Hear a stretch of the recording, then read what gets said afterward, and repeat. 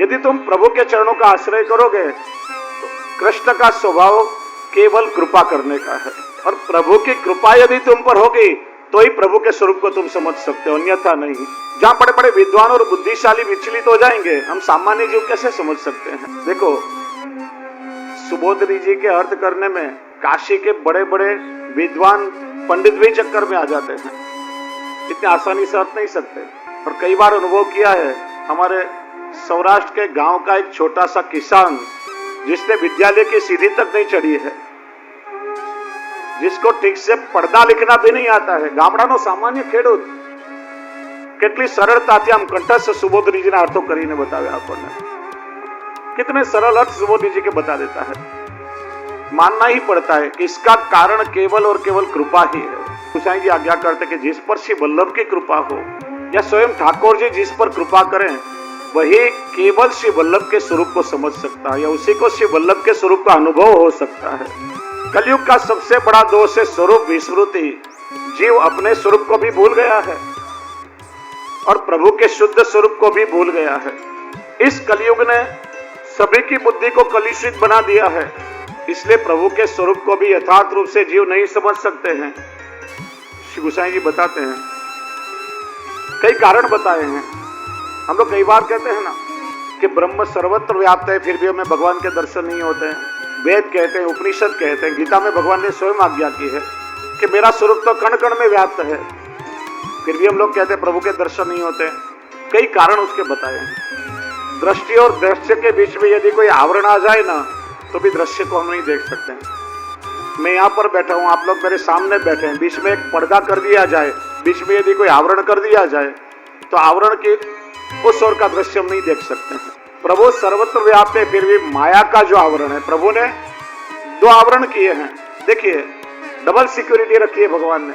प्रभु का जो पीतांबर है माया का स्वरूप है, ठाकुर जी ने अपने ऊपर माया का आवरण रखा है, जिससे हम प्रभु को यथार्थ रूप से नहीं देख सकते। और हम जीवों की बुद्धि पे ठाकुर जी ने अविद्या का आवरण डाला है, जिससे हम प्रभु के स्वरूप को समझ नहीं सकते। भगवान ने डबल सिक्योरिटी रखी है। ठाकुर जी की कृपा यदि हो जाए तो उस माया के आवरण को भेद करके भी हम प्रभु के दर्शन कर सकते हैं, और प्रभु की कृपा से जीव की अविद्या भी दूर हो सकती है। देखिए, पूतना को मार करके ठाकुर जी ने ब्रज भक्तों के पंच पर्वा अविद्या को दूर किया, और फिर वेणुनाद करके ठाकुर जी ने पंच पर्वा विद्या का दान ब्रज भक्तों को दिया है। कृपा से ही संभव हो सकता है। प्रभु के दर्शन नहीं होने का दूसरा कारण, हमारी दृष्टि के सामने यदि कोई दृश्य है या कोई चीज रखी हुई है, तो उस दृश्य को देखने के लिए कम से कम थोड़ा प्रकाश होना चाहिए। मनुष्य की दृष्टि प्रगाढ़ अंधकार में कोई भी दृश्य को नहीं देख सकती है। हमारे जीवन में सबसे बड़ा अंधकार है अज्ञानता का अंधकार। ना हमें ठाकुर जी के स्वरूप का ज्ञान है, ना लीलाओं का ज्ञान है, ना प्रभु के महात्म्य का ज्ञान है। और उस अज्ञानता के अंधकार के कारण हम प्रभु का दर्शन नहीं कर सकते। यदि ठाकुर जी की कृपा और गुरु की कृपा हो जाए, और यदि हमारे जीवन में ज्ञान का दीपक प्रगटा दें, तो ज्ञान की ज्योति में, ज्ञान के प्रकाश में हम प्रभु का दर्शन कर सकते हैं। प्रभु का दर्शन हमें नहीं होता है तीसरा कारण, हमारे आंखों के सामने के दृश्य को हम देख सकते हैं, लेकिन हमारे पीछे के दृश्य को हम लोग नहीं देख सकते हैं। તમારી આગળ કોણ કોણ બેઠા છે તમે બધા જોઈ શકો, પણ તમારી પાછળ કોણ છે જોવા માટે આમ પાછળ ફરીને જોવું પડે, પાછળની વસ્તુ ના જોઈ શકાય।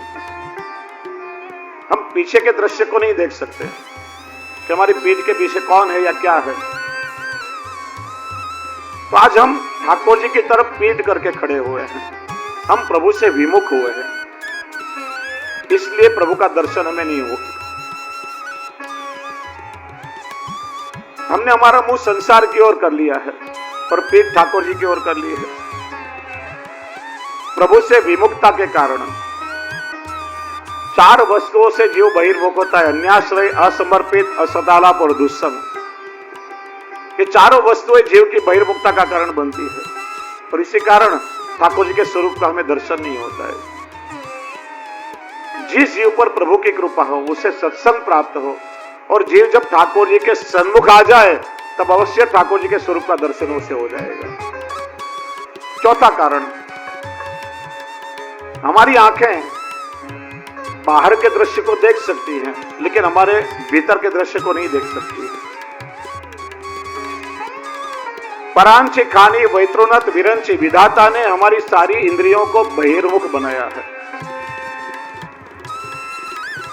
बाहर की सारी वस्तुओं को हम देख सकते हैं, लेकिन यदि पैर को ठोकर लगे और सूजन हो जाए तो हमें एक्सरे निकलवाना पड़ता है कि फ्रैक्चर तो नहीं हुआ है। भीतर का कोई दृश्य में दिखाई नहीं देता है। हमारा नाक है, नासिका है, बाहर की सारी गंध का अनुभव कर सकती है, लेकिन हमारे शरीर के भीतर भी कई प्रकार की गंध उसका अनुभव में नहीं होता है। हमारे कान बाहर के सारी ध्वनि को श्रवण कर सकते हैं, लेकिन हमारे भीतर भी कितनी ध्वनियां हैं। हमारे हृदय के धड़कन को भी हम लोग सुन नहीं सकते हैं, स्टेथोस्कोप लगाना पड़ता है उसके लिए भी। तो ठाकुर जी तो हम सभी के भीतर भी रहते हैं, और हम चारों ओर ठाकुर जी को ढूंढने के लिए भटक रहे हैं। जीव जब अंतर्मुखी हो जाता है तब जाके ठाकुर जी का अनुभव उससे होता है, दर्शन होता है। और इन सभी का कारण केवल प्रभु की कृपा है। तो सारे कारण बताए कि श्री वल्लभ वस्तुतः कृष्ण एवं हैं, सन मनुष्याकृति स्वरूप धारण करके हमारे बीच में हम पर कृपा करने के लिए पधारे हैं।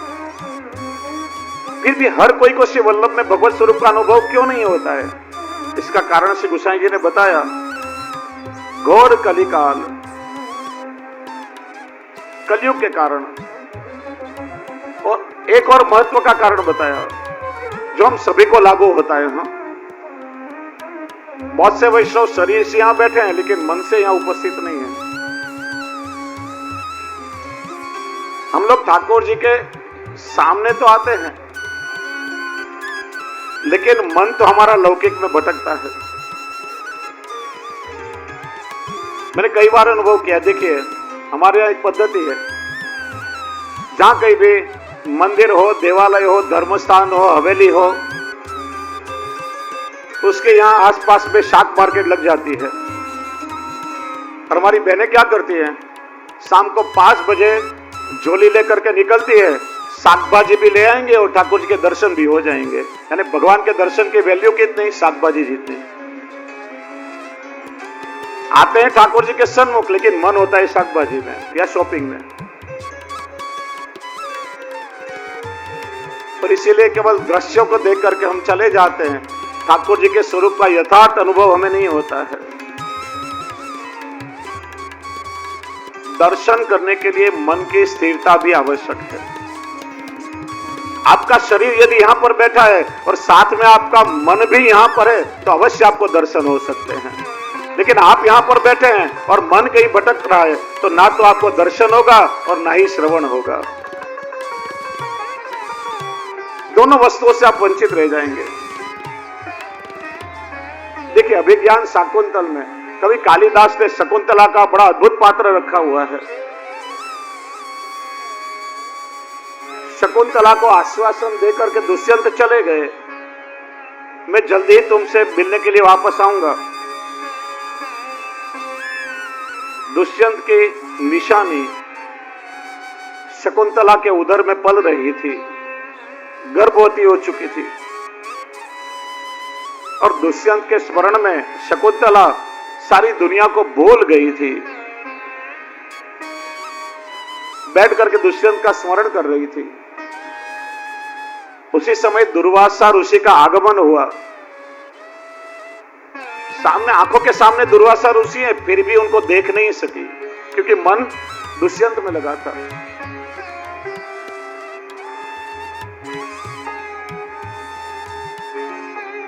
दुर्वासा ऋषि ने पुकारा, हे बालिके, देखा नहीं, ध्यान नहीं हुआ, उसको पता नहीं कि सामने कौन खड़ा है। हे कण्व कन्या, फिर भी सुना नहीं। तीसरी बार का हे पापे, फिर भी नहीं सुना, क्रोध आया। मैं तेरे सामने खड़ा हूं और तू मेरा अनादर कर रही है। तेरी आंखों के सामने हूं, क्या मैं तुझे दिखाई नहीं देता हूं? और शाप दिया कि जिसके स्मरण में तू खोई है, जिसके कारण तूने मुझे अनदेखा किया है, वही एक समय तुझे भूल जाएगा। तो दर्शन नहीं होने का कारण हमारा मन नहीं है। जिस दिन हमारा मन श्री वल्लभ के स्वरूप में लग गया, श्री वल्लभ के साक्षात भगवत स्वरूप के दर्शन हमें हो जाएंगे, मन से यदि आप चाहोगे तो यही कारण श्री गोसाई जी ने बताए हैं। कली काल तमश्चन्न दृष्टित्वा द्विदुषामपि। अरे कलयुग में जीव ठाकुर जी के स्वरूप को ही भूल चुके थे, और इसीलिए ठाकुर जी ने अपने स्वरूप और अपने लीलाओं का ज्ञान करवाने के लिए अपने ही मुखारविंद स्वरूप श्री वल्लभ को भूतल पर पधारने की आज्ञा की। क्योंकि बड़े बड़े विद्वान भी काल से ग्रसित थे, प्रभु के मूल स्वरूप का ही बिल्कुल तिरोभाव हो चुका था, सब लोग भूल चुके थे। श्री राय जी आज्ञा करते हैं ना वल्लभ साखी में, क्योंकि पाखंड प्रचुरे लोगे, कृष्णाश्रय में आज्ञा की, पाखंड कलयुग में बढ़ गया है। भागवत जी में बताया ना, पाखंड निरता संता। देखिए, यह उक्ति भी समझने की आवश्यकता है। संत कभी भी पाखंडी नहीं हो सकते, लेकिन कलयुग में सारे पाखंडी आज संत बनकर के बैठ गए हैं, इसलिए जीव की बुद्धि भ्रमित होती है। संत का संतत्व कभी भी नहीं जाता है, संत तो वास्तव में संत ही होते हैं। लेकिन आजकल बहुत सारे पाखंडी लोग संत का चोला पहन करके आकर के बैठ गए हैं, और लोग संत समझ करके उनके चरण पकड़ने दौड़ते हैं, और इसलिए फिर भ्रमित हो जाते हैं।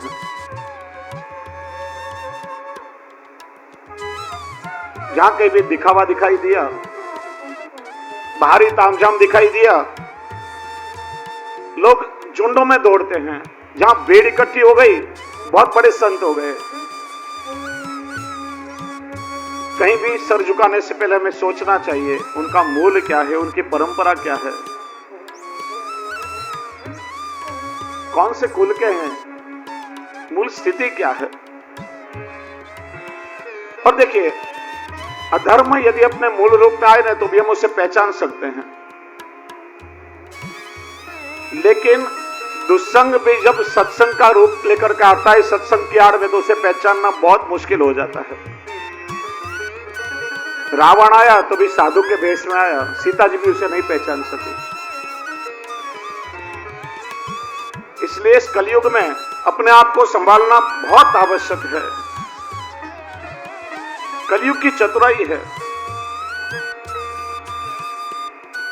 किसी ने धोती बंडी पहन लिए, तिलक कर लिया, अपने कंठ में कंठी धारण कर ली, भीड़ भाड़ को देख करके मुख से श्रीनाथ जी का नाम लेना शुरू कर दिया। वैष्णव का पहनावा है,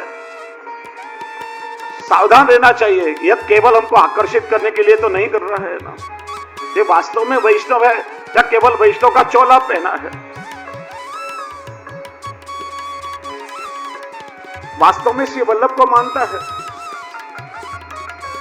क्या? वास्तव में घर में ठाकुर जी की सेवा कर रहा है? श्री वल्लभ के प्रति उसके हृदय में शुद्ध भाव है? अरे कई बार तो ऊपर से ऐसे पाखंडी लोग वैष्णव को श्री वल्लभ से दूर कर देते हैं, अपनी बढ़ाई ठोकते हैं, अपनी महत्ता को बढ़ाते हैं, और ऐसे अनजान और भोले भाले वैष्णव को ठाकुर जी से दूर कर देते हैं। पाखंड प्रचुरे लोग हैं। श्री महाप्रभु जी आज्ञा करते हैं कि आज कलयुग में पाखंडी संत बन करके बैठ गए हैं, और इसीलिए हमें सावधान होने की आवश्यकता है। अरे सोचिए कि यदि गंगा जी का जल भी अशुद्ध पात्र में भरा जाए ना, तो गंगा जल भी अपवित्र हो जाता है।